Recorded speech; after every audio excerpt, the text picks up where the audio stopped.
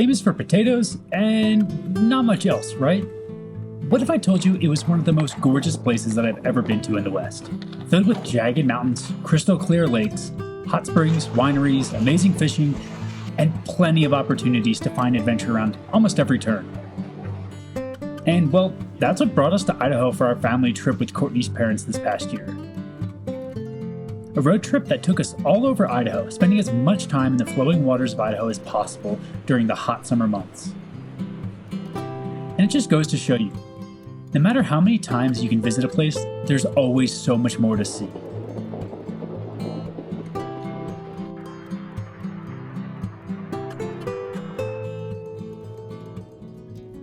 We got to drive up past Boise, along the Piute River, and eventually to its headwaters in the town of McCall. This old logging town, turned summer and winter destination, was where we spent the next few days. Yep, at this house, on this beautiful lake.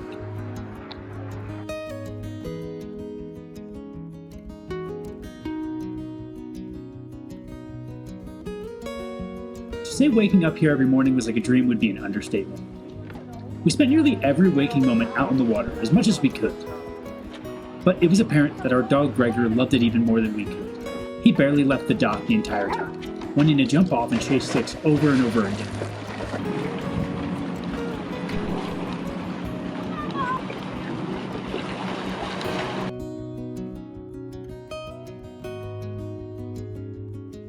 The lake itself was a little bit cold, but a great relief during the hot summer.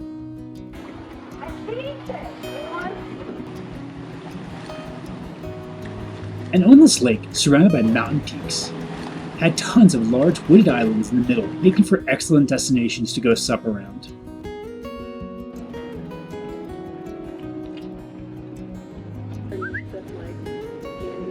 Throughout the days, we'd hang out on the dock watching boats go by, dreaming about what one day would be like living in a place like this. Which is why, our next stop on the trip, we made sure to rent a boat of our own for the day.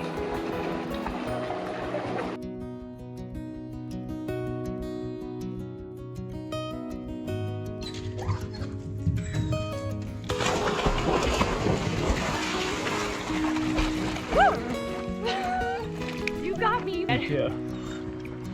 Okay, come on, bring it to shore.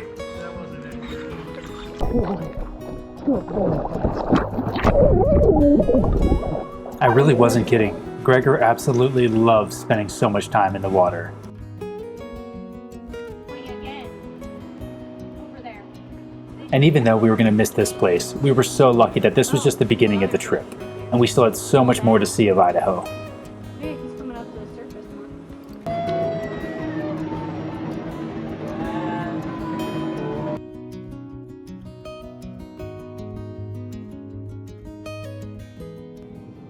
One morning, we hired a fly fishing guide. His name was Trevor, from the Drift West Fly Shop right in town.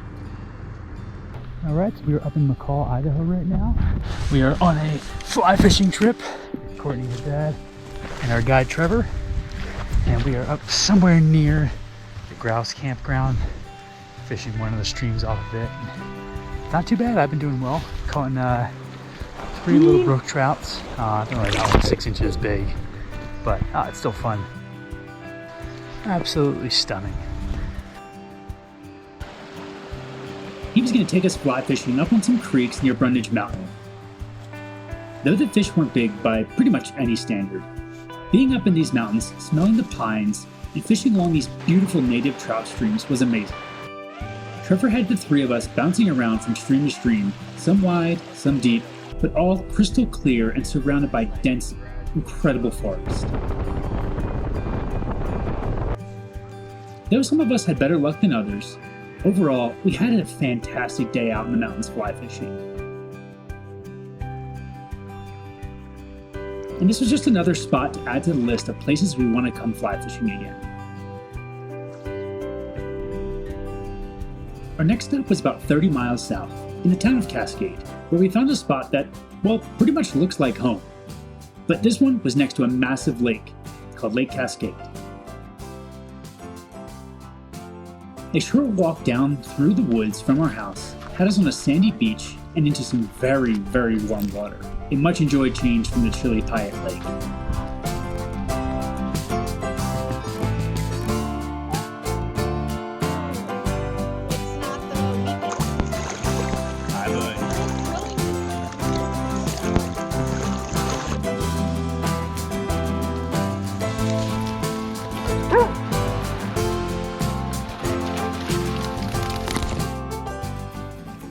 following day, we rented a pontoon boat from town and somehow managed to be the only boat out on the water the entire day. Maybe it was because it was midweek, but we got lucky nonetheless.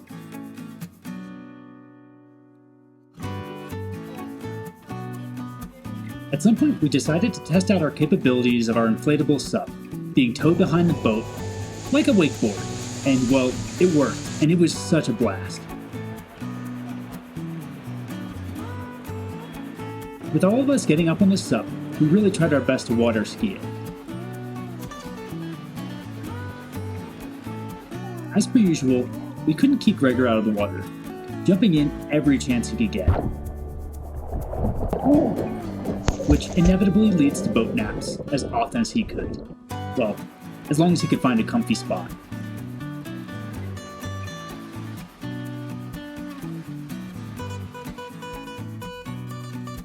And as the day wound down, we got behind the boat one more time before heading back.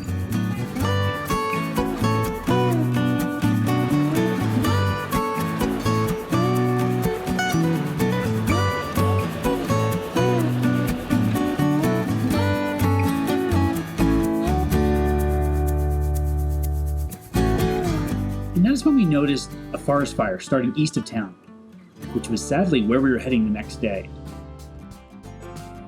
The next morning, we saw the fire had grown, but luckily we were able to go south around it on our way to Stanley, Idaho. As it turns out, that fire had burned for a few more weeks before the late summer rains were able to put it out. On our way east to Stanley, Courtney's mom wanted to check out a bunch of hot springs along the Piute River on Route 21. Our first stop was the Pine Flat Hot Springs, which were just a short hike down a trail where the hot springs were rolling down the rock faces and collecting in the pools along the river.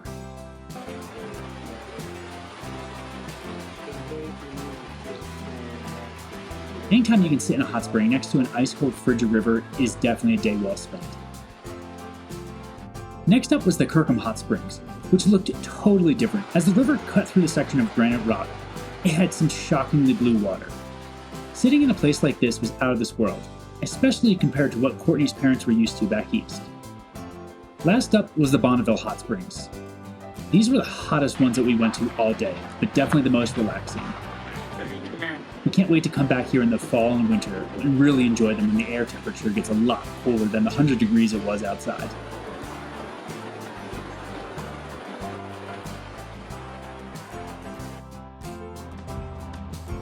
We saved the best stop for last on this trip, and that was to go to Stanley, Idaho, a town nestled high in the jagged Sawtooth Mountains, where we stayed in a motel right along the Salmon River.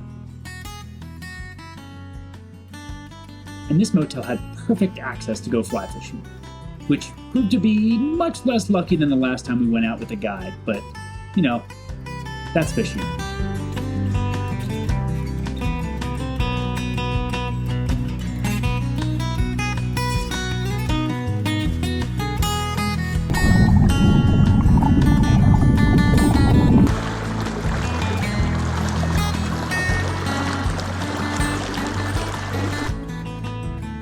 The town itself felt like it was frozen in time, like 100 years ago to be exact. It has a population of 68 people, but somehow had great coffee, fantastic pizza, and some of the best views I've ever seen from a town.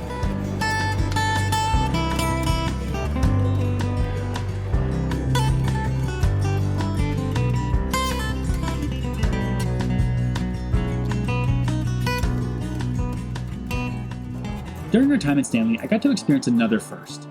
We got to go horseback riding. And talk about a first experience being everything I imagined and more. I mean, this place is incredible. And being able to cover it via horseback was the perfect way to see it. I was paired up with a horse named Rocket, who proved to be a quirky little guy, just like our dog for some reason. He'd stop every chance he'd get to graze on plants or shrub, and we tried to move him along best we could, but he loved the snacks.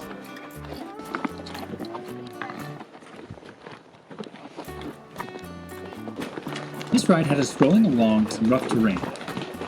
At first, it was just alongside the lake, but then we headed up a ridge line, which proved to be, I don't know, a lot more difficult than I thought it would be, but I wasn't the one carrying me on his back.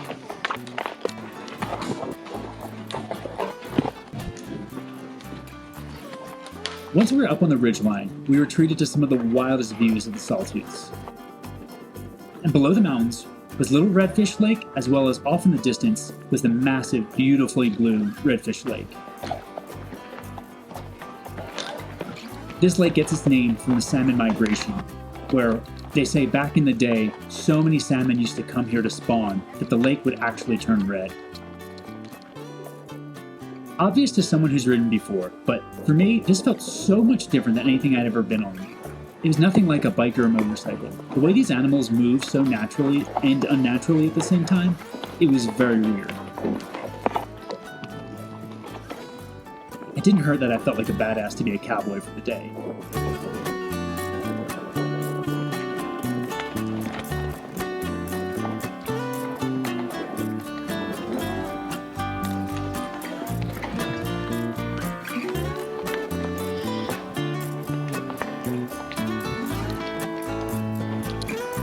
Really seizes her opportunity.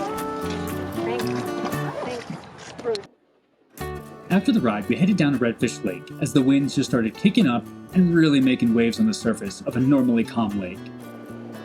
But anytime you can get into an alpine lake, especially one as big as this, it's always an incredible sight.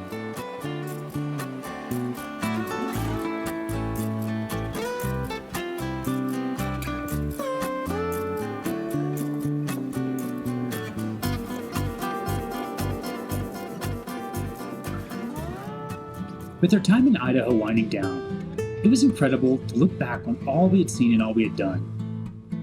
Idaho, to most, is still that place that just grows potatoes. But now we know it's so much more than that. The mountains and the rivers here rival that of which we've seen in Utah and Colorado and all over the West. And we've only scratched the surface. I can't wait to come back to Idaho next summer and explore even more, to go further. Because Idaho is proof that around nearly every corner, there's something new to see.